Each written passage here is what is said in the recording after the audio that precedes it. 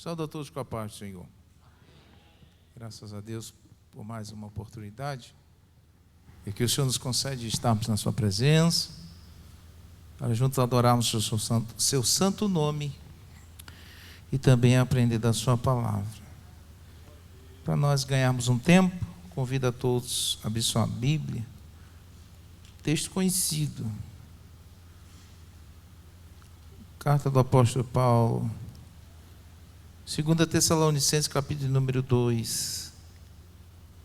A partir do verso 1, é um texto que já lemos em outros momentos, mas Deus me trouxe ao coração, mais uma vez, essa palavra quero compartilhar com os irmãos nesta noite. Amém? A palavra de Deus sempre é nova, cada dia. Cada dia Deus revela a sua palavra de uma forma especial e atual. A palavra de Deus nunca fica desatualizada, ela é sempre atual. Amém? Todos encontraram?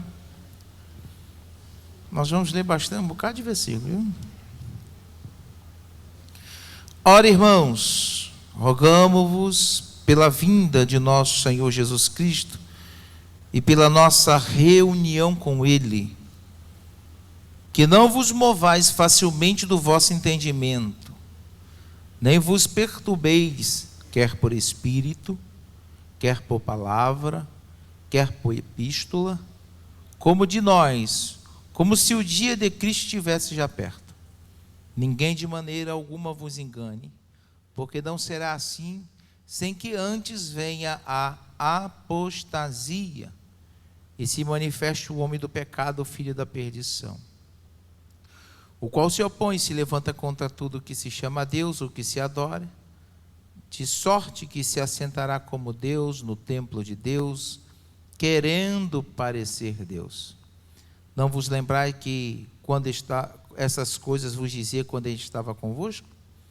Agora vós sabeis o que o detém, para que ao seu próprio tempo seja manifestado.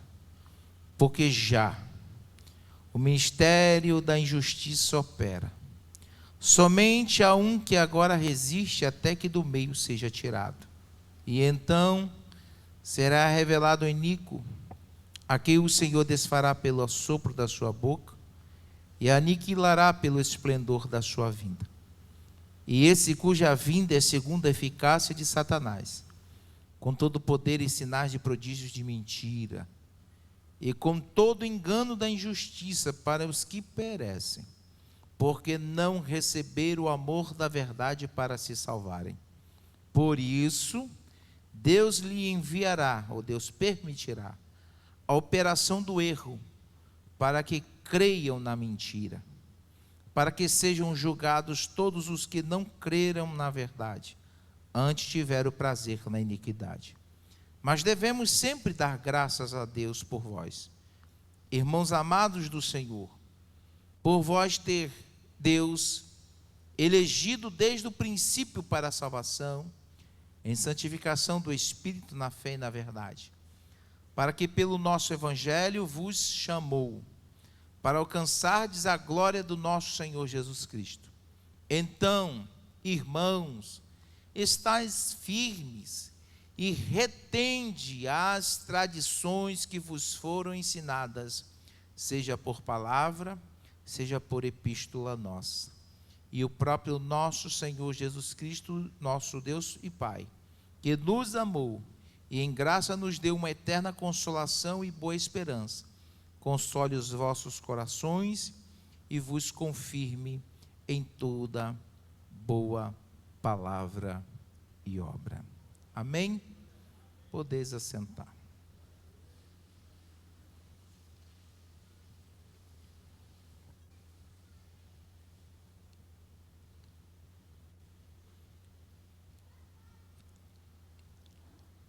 É muito importante nós sempre trazer à nossa memória que Jesus está às portas. Porque, querendo ou não, muitos se esquecem disso. Quando nós nos esquecemos disso, nós baixamos a nossa guarda. Nós paramos de vigiar.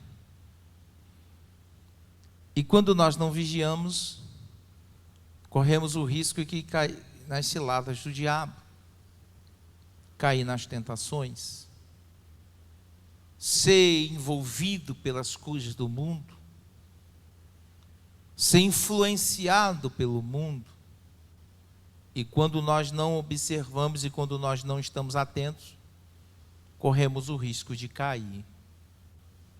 Então é importante sempre trazer à memória, sempre trazer à minha memória aquilo que eu espero. A palavra esperança vem que eu espero. Todos aqueles que aceitaram a Jesus têm a esperança que um dia irá entrar no céu. Porque se não for isso, estou fazendo o que aqui? Então nós precisamos entender, e hoje eu vou tentar falar de uma forma bem pausada, para que nós possamos absorver as informações, para que a palavra de Deus ela fique fixada no nosso coração. A Igreja de Cristo, eu já repeti diversas vezes e volto a repetir, a igreja está vivendo a pior fase da sua história. Tem pessoas que não entendem isso, acham que agora estão vivendo a melhor. Não, estão vivendo a mais difícil. Porque hoje em dia, o mundo tem invadido as igrejas. A igreja genuína de Jesus Cristo, aquela que guarda a sua palavra, está ficando escassa. Quando nós abrimos as redes sociais, vemos tantas coisas. Coisas que nós, que somos cristãos, ficamos chocados. Imagine o mundo. Mas tudo isso que você está vivenciando, o Espírito de Deus revelou ao apóstolo Paulo há quase 2000 anos atrás. Um dos maiores sinais da volta de Jesus não está lá no mundo.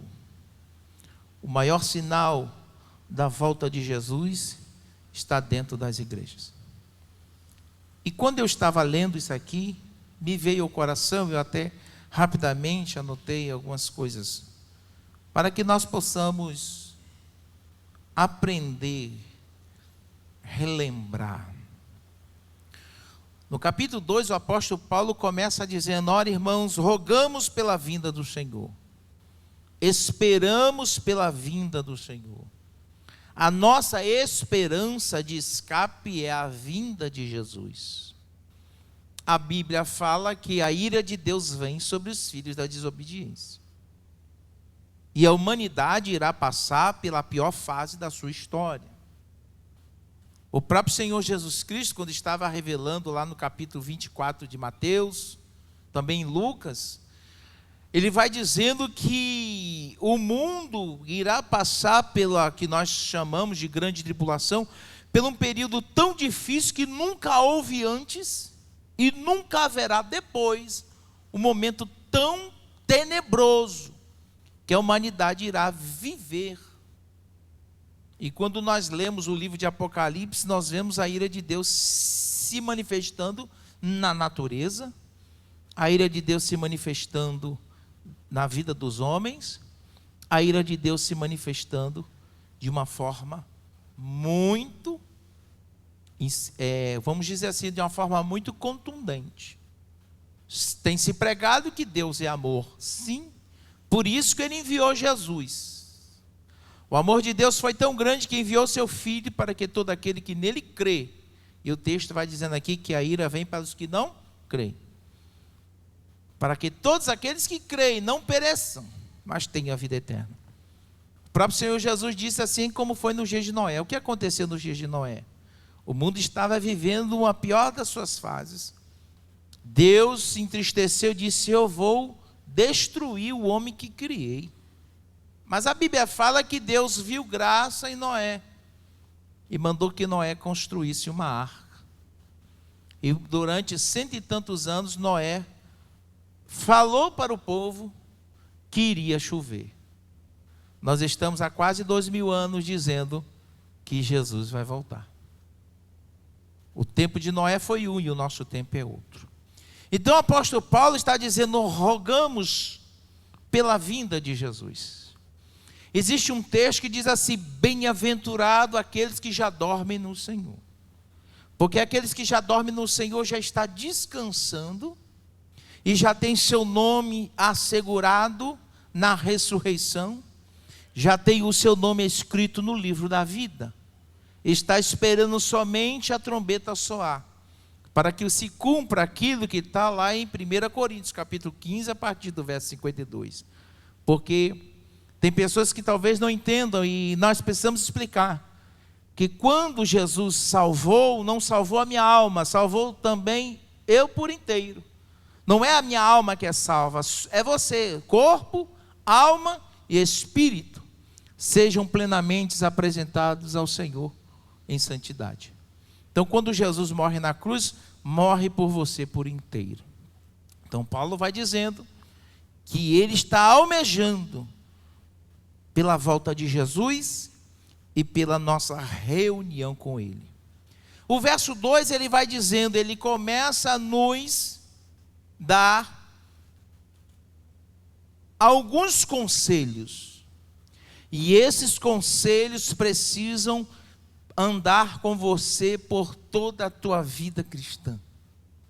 Ele diz assim: não vos movais facilmente do vosso entendimento. Mover-se é mudar de posição.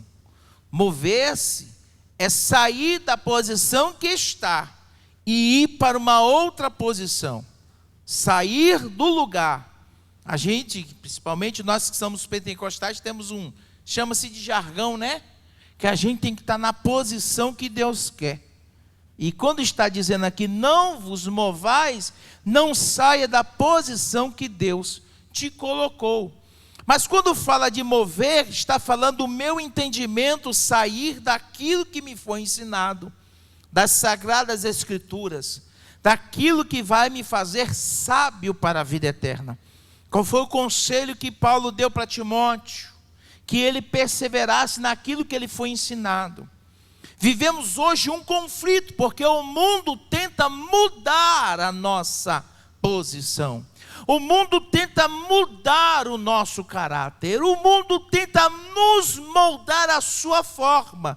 Mas nós, como Igreja de Cristo, precisamos permanecer moldados à imagem de Cristo Jesus. Precisamos estar moldados pelaquilo que Deus quer, na posição que Deus nos chamou, para que possamos alcançar a vida eterna. Então Paulo estava dizendo assim: não vos movai, não saia do entendimento que você aprendeu. A palavra de Deus é verdade absoluta, mas o mundo tenta colocar a palavra de Deus como uma verdade relativa, uma verdade que pode ser para mim verdade, para ele diz talvez para mim não seja, para outro seja outro tipo de verdade. Não, a palavra de Deus ela é verdade. O apóstolo Paulo diz assim: seja todo homem mentiroso e seja Deus verdadeiro. A palavra de Deus não mente, a palavra de Deus não erra, ela é perfeita. A palavra de Deus ela é capaz de moldar, de transformar a vida do homem. E não existe literatura na humanidade que tenha o poder que a palavra de Deus tem. Porque ela penetra onde ninguém vai, na divisão da alma e do espírito. Que não vos movais facilmente do vosso entendimento, nem ficais perturbados. Interessante que quando nós lemos isso, parece que Paulo escreveu há quase 2000 anos atrás, mas quando nós lemos, ela é atual, é para o dia de hoje. O Paulo está dizendo para os crentes aqui em Conceição do Jacuípe hoje: não vos perturbeis. Tem crente que quando vê uma notícia estranha, ruim, fica perturbado, fica com a mente angustiada, fica com a mente apreensiva.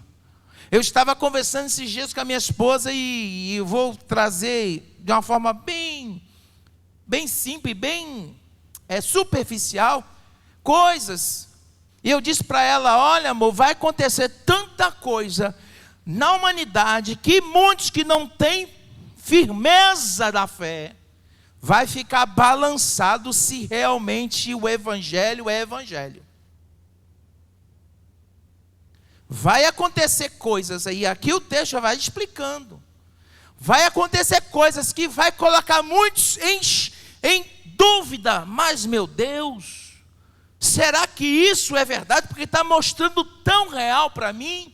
Será que eu fui enganado a vida toda?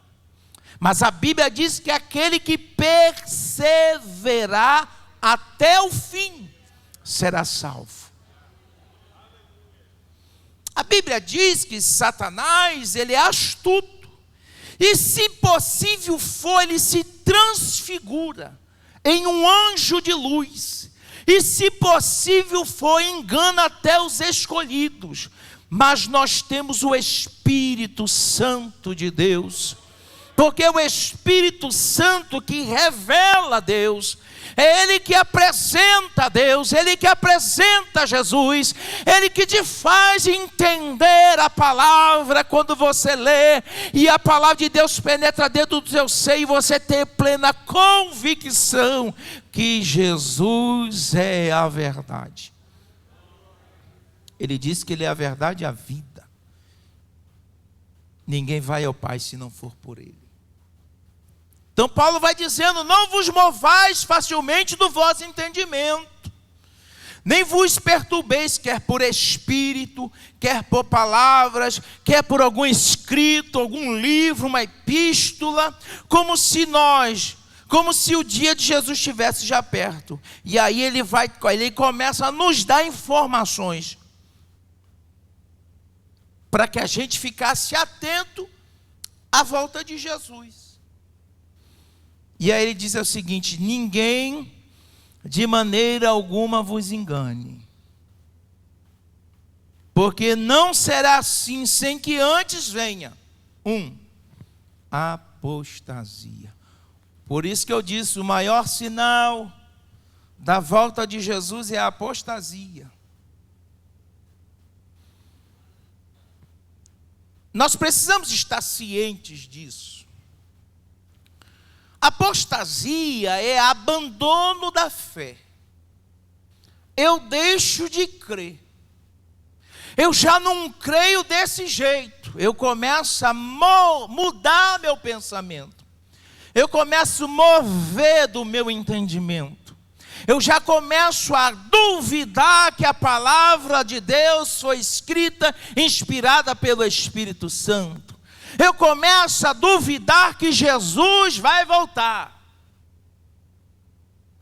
A primeira coisa que o adversário faz é tentar desacreditar a palavra de Deus, para que você se torne presa fácil. Porque a fé, sem fé, é impossível agradar a Deus. E a fé só é gerada pela palavra. Se me tira uma palavra, a minha fé, ela morre. A minha fé não é mais alimentada. E a minha fé morre. E sem fé é impossível agradar a Deus. Sem fé você não ora. Sem fé você não adora. Sem fé você não crê. Sem fé você não sabe. Sem fé você acha que não vai entrar no céu. Sem fé você deixa até de acreditar que Deus existe. Os ateus não creem, não têm fé. E é impossível alguém sem fé entrar no céu. Eu vi um certo dia uma heresia aí terrível de um famoso, que ele disse que se você agir, vou ter surpresa no céu, vou ver até ateu. Eu disse: o quê? Desde quando alguém que não crê em Deus vai entrar no reino dele? Porque a Bíblia diz que sem fé é impossível agradá-lo. E é necessário que aquele que se aproxime de Deus creia que Ele é galardoador daqueles que o buscam. Então, a apostasia é o abandono da fé. Renuncia, É uma renúncia daquilo que eu creio. Alguém pode dizer, então vai se tornar até não. Eu paro de crer nisso e passo a crer naquilo outro. A partir do momento que eu saio da posição e vou para outra, eu começo a apostatar da fé. Então, a renúncia da minha crença, a renúncia de uma crença, a renúncia das doutrinas da palavra de Deus. Tem muitos por aí se intitulando doutores, que estão reescrevendo o evangelho a seu bel prazer. E o apóstolo Paulo já escrevendo, porque Deus não deixa ninguém enganado. Deus nunca é pego de surpresa. Nunca vai acontecer alguma coisa, isso aqui acho que Deus nunca imaginou. Não existe nada que esta palavra não revele. O apóstolo Paulo disse que nos últimos dias não suportarão ouvir a sã doutrina, mas tendo comichão no ouvido, vão procurar doutores para si. A gente vive um tempo que as pessoas não querem mais se adequar aos princípios da palavra de Deus. As pessoas querem que a palavra de Deus se adeque aos seus princípios. Então tinha que ser aproximadamente 8 bilhões de Bíblias diferentes. Cada uma Bíblia para uma pessoa. Porque para a Bíblia se adequar ao ser humano, tinha que ser uma Bíblia para cada um escrito de um jeito diferente, para a Bíblia ser do jeito que ele quer. Não, nós que temos que nos adequar aos princípios da palavra de Deus. Por quê? Porque quem escreveu, quem inspirou ela, foi o Deus Todo-Poderoso, e Ele é o dono da vida, Ele é o dono de tudo.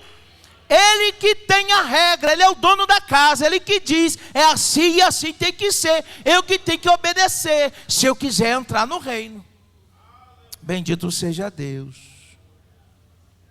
Então vai vir a apostasia. Vai vir não, já veio. Então muitos vão abandonar a crença, muitos vão abandonar a doutrina, o ensino. Então o maior sinal que estamos próximo da volta de Jesus é a apostasia. Só que vai dizendo, primeiro virá a apostasia e depois vai se manifestar o homem do pecado, o filho da perdição. A manifestação não quer dizer que ele está aparentemente visto, mas toda a sua influência já tem trabalhado no mundo de uma forma mais terrível do que nunca. A própria palavra de Deus diz, lá em 1 João 5,19, que o mundo jaz no maligno. O mundo está caído no maligno. Eu gosto de usar um termo assim, bem, de vez do maligno estar no mundo, o mundo foi mergulhado dentro do maligno. É como a minha interpretação pessoal é como se o maligno fosse um grande caldeirão de coisas imundas, de podridão, de tudo que não presta. E o planeta Terra, de vez de o maligno está derramado no planeta Terra, não, o planeta Terra foi mergulhado dentro do maligno. Aí eu disse, o mundo jaz no maligno. O mundo está totalmente tomado pelas forças das trevas. Vivemos o período mais tenebroso, porque os valores, até os valores que existiam lá no mundo, que tinham, já estão sendo colocados por terra. Valores humanos já estão sendo questionados. Os valores que nós prezamos, que ensinou os nossos pais, que recebeu dos seus avós, valores de ética, de caráter, de moral, já estão ficando na lama. O mundo está entrando na pior fase da sua história. Então é influência, o mundo está se preparando para que ele se apresente. Quando a humanidade estiver no seu auge, é quando Jesus vem. E eu vou explicar mais à frente. Então, a influência maligna do mundo está de uma forma jamais vista. Até programas que antigamente, até canais de televisão, quando alguém assistia, eu mesmo parei de assistir televisão tem muito tempo. Canal aberto, misericórdia, não assisto mesmo. Não tem, eu escolho o que eu quero ver ali, não. O que eles botam, você come. Até programas antigamente tinham certos valores morais. Tinham valores que hoje não tem mais. Coisas que eram proibidas hoje passam em qualquer horário do dia. Algumas regras que existiam já não querem mais. E o que é isso? É a manifestação de todas as obras das trevas. O mundo sendo preparado para a chegada daquele, que o verso 4 diz que vai se opor contra Deus. Todos os valores cristãos, todos os valores da palavra, todos os valores éticos serão jogados fora. A humanidade irá aceitar Ele como seu Senhor e não aceitará mais a palavra de Deus. Eu vi esses dias tipo como se fosse um teste, né? Um rapaz, um repórter, começou a andar na Europa e começou a perguntar às pessoas: o que você sabe sobre Jesus? As pessoas, umas com medo e outras se recusavam a falar de Jesus. E alguns falaram assim: países que antigamente eram cristãos, países que muitos deles tiveram grandes pregadores no passado, hoje estão se tornando nações que têm na sua base a maior parte da sua sociedade de ateus, pessoas que não creem mais em Deus. Muitas igrejas, e não estou falando de igreja protestante, qualquer igreja que professe Cristo, até a igreja católica, igrejas sendo fechada por falta de membro, igrejas se tornando em bares, igrejas se tornando teatro, igrejas sendo demolida, porque não tem pessoas para ir. O que é isso? Apostasia. O mundo virando as costas definitivamente para Deus. Mas a Bíblia diz: mas aquele que perseverar até o fim será salvo. O interessante que Paulo vai dizendo: agora vos sabeis o que o detém, para que ao seu próprio tempo seja manifestado. Aí eu lembro, pegando um gancho que o nosso irmão Emerson falou: há tempo para todas as coisas. Vai ter o tempo dele aparecer. Ele não vai aparecer na hora que ele quer, ele vai aparecer na hora que Deus permitir. E a Bíblia fala que há algo que o detém. Então tem várias linhas de pensamento sobre o que é que detém. Aí eu entendo, isso aqui é um pensamento meu. A porta da graça, a igreja, a ação do Espírito Santo ainda neste mundo, não está impedindo que ele venha trabalhar da forma que ele quer, porque a misericórdia de Deus ainda está estendida a mão, porque ainda tem muitos para serem salvos, porque se não fosse aí, o adversário já tinha destruído todos, já tinha lançado muitos no inferno. Às vezes a gente não entende pessoas que estão fazendo tanta coisa, mas Deus vai dando oportunidade, Deus vai dando livramento, Deus vai poupando a vida, porque Deus ainda tem uma obra para realizar. É isso que ainda detém. O adversário quer destruir, o adversário quer matar, o adversário quer lançar no inferno, mas a misericórdia de Deus sempre se estendendo e Deus dando oportunidade para o homem se converter. Ainda tem algo que detém, mas a porta da graça vai se fechar em breve. E quando a porta da graça se fechar, aí o verso 8 vai dizendo: então será revelado o iníquo. Então o mundo vai conhecer quem ele realmente é. Agora um verso 9, o verso 10 até o 12, é um texto que quando eu li aqui, me veio uma preocupação. Eu fiquei muito pensativo. Eu disse: meu Deus, se a Bíblia está dizendo que vai acontecer, vai acontecer. E o texto 9 diz assim: a sua vinda é segundo a eficácia de Satanás, com todo poder, sinais, prodígios de mentira, Se a Bíblia diz que ele vai vir com todo o poder, sinais e prodígio, é coisa que o mundo vai ficar assim. Nunca vi isso acontecer. Que coisa extraordinária. Que coisa incrível. Se você for ler o livro de Apocalipse, o texto vai, e o mundo vai adorar, e o mundo vai dizer: quem é como a besta? E quem pode se opor a ela? O mundo vai aceitar ele como verdadeiro Messias, como Salvador do mundo, como aquele que vai trazer a paz, que vai trazer o que o mundo tanto deseja. Mas a Bíblia diz que ele vai vir com engano de injustiça para os que perecem, porque não receberam o amor da verdade para se salvarem. E aí o verso 11 é o versículo que mais me chamou a atenção. Por isso Deus permitirá, lhes enviará a operação do erro, para que creiam na mentira. Aí eu me preocupo com aqueles que não se preocupam com a volta de Jesus. Tem gente que até pensa assim: se eu não subir, ainda vou ter uma chance. Eu sei que eu vou sofrer, mas eu não vou negar o nome de Jesus. Eu vou morrer e vou para o céu. Se agora com o Espírito Santo martelando na tua mente, o Espírito Santo te incomodando para você vir, o Espírito Santo te incomodando para você orar, o Espírito Santo te incomodando para você buscar, para você se santificar. Às vezes as pessoas estão do jeito que estão.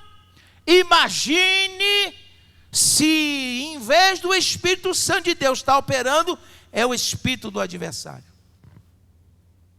A Bíblia diz: Deus permitirá que a operação do erro venha para que creiam. Não está dizendo que talvez creiam, que creiam na mentira. E aí o verso 12: para que sejam julgados todos os que não creram na verdade. Que verdade é esta na palavra de Deus? Que verdade é esta na pessoa de Jesus Cristo? Qual é o maior pecado da humanidade? O maior pecado da humanidade é não crer que Jesus veio em carne. O maior pecado da humanidade é não crer que Jesus morreu na cruz para salvar. O maior pecado da humanidade é não crer que Jesus é o Filho de Deus. O maior pecado da humanidade é não acreditar que Jesus ressuscitou dos mortos. Não crer que Ele está à destra do Pai intercedendo. E não crer que Jesus vai voltar. O maior pecado da humanidade é esse. Pode ser uma pessoa até muito boa, pode fazer muitas obras sociais, mas se não crê que Jesus Cristo é o Filho de Deus, não tem a vida eterna. Mas o verso 13, o apóstolo Paulo vai começar a nos dar outro conselho. Mas devemos sempre dar graças a Deus por vós, irmãos amados no Senhor, porque o Senhor vos escolheu. Tem dia da semana, em alguns momentos eu paro e eu olho para o céu e digo: Senhor, graças te dou, por causa da tua infinita misericórdia. Eu poderia não ter nascido aqui, eu poderia não ter nascido no lar cristão, eu poderia ter nascido em algum lugar que não teve esse acesso ao Evangelho, eu poderia ter nascido numa época antes da volta de Jesus vir, antes de Jesus morrer na cruz, eu não sei, eu poderia ter vindo em qualquer, mas a misericórdia de Deus nos alcançou, e a gente veio no tempo certo, determinado por Deus. Eu, por exemplo, nasci no lar cristão, fui criado no Evangelho, e eu não posso negligenciar tão grande salvação, uma oportunidade que me foi dada, para que um dia eu possa entrar no céu pelas portas, e aqueles que aceitaram a Jesus, que estão de pé nos dias de hoje, você também é uma pessoa privilegiada, porque a Bíblia diz que não foi nós que escolhemos a Ele, mas foi Ele que escolheu a nós. Foi Ele que olhou para você e disse: eu quero você, eu te amo,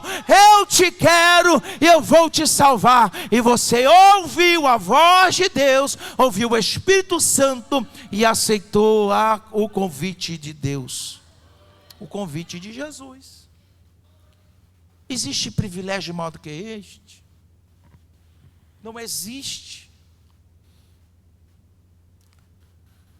Porque Deus vos tem elegido desde o princípio para a salvação em santificação do Espírito, da fé e da verdade, para que pelo nosso Evangelho vos chamou, para alcançardes o que? A glória do nosso Senhor Jesus Cristo. Verso 15.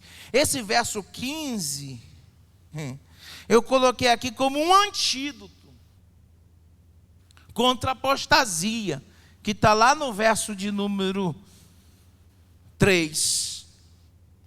Então, irmãos, o que eu posso fazer, pastor, para não virar apóstata, para não apostatar da fé, para eu não cair nesse mundo, para não ser engodado pelas coisas do mundo, para não ser levado por vento de doutrina que surge por aí? O que eu devo fazer?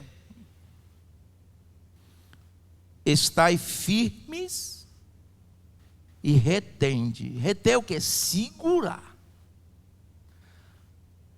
A gente luta para segurar. Mas esse pastor aí é ultrapassado, esse pastor aí é quadrado, o negócio agora é diferente, a igreja tem que ser pintada de outra cor, e tem que ter isso, e tem que ter aquilo outro. E eu disse, eu pensando comigo, eu disse, o Evangelho de Cristo nunca precisou de nada disso para salvar almas. Jesus, o Espírito Santo, não precisou de ajuda de ninguém para convencer o homem do pecado, da justiça e do juízo. No tempo de Paulo não tinha luz, no tempo de Paulo não tinha fumaça de gelo, no tempo de Paulo não tinha discoteca, no tempo não tinha nada disso. Era o poder do Evangelho de Deus que transformava vidas. O Evangelho de Deus é genuíno, ele é atemporal, ele não se molda ao mundo. O Evangelho de Cristo continua sendo o mesmo, porque o Deus que nós servimos é o mesmo. Ele é o mesmo ontem, ele é o mesmo hoje e será eternamente Deus. Então, irmãos, estai firmes e retendes as tradições. Então tem que manter aqui. Não removais marcos antigos. Aí o pessoal fica querendo fazer uns marcos. Não precisa orar. Para que ficar orando? Irmãos, vamos clamar. O que é clamar? É dizer em voz alta. Vamos orar, a gente pode orar, mas clamar é eu dizer em voz alta. É guerra. Não precisa disso não. Para que isso tudo? Por isso que muitos estão do jeito que está. Porque quiseram mudar aquilo que foi ensinado. As tradições que vos forem ensinadas, seja por palavra ou seja por epístola nossa. E o próprio Senhor Jesus Cristo, nosso Deus Pai, que nos amou, em graça nos deu uma eterna consolação de boa esperança. Eu quero encerrar lendo Gálatas capítulo 1.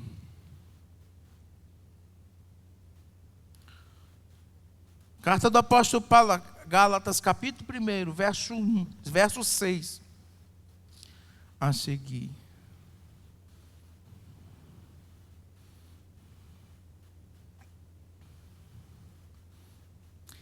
Quando eu falei do antídoto, aí Paulo vai dizendo para os irmãos de Gálatas: maravilho-me como tão depressa passeis daquele que vos chamou a graça de Cristo para um outro evangelho. Tem muita gente que saiu do evangelho da graça e foi para um outro evangelho. O qual não é outro, mas alguns que vos inquietam e querem transtornar o Evangelho de Cristo. Aí Paulo começa dizendo: mas ainda que nós mesmos, ou um anjo do céu, vos anuncie um outro evangelho, além do que já vos tendo anunciado, que seja anátema.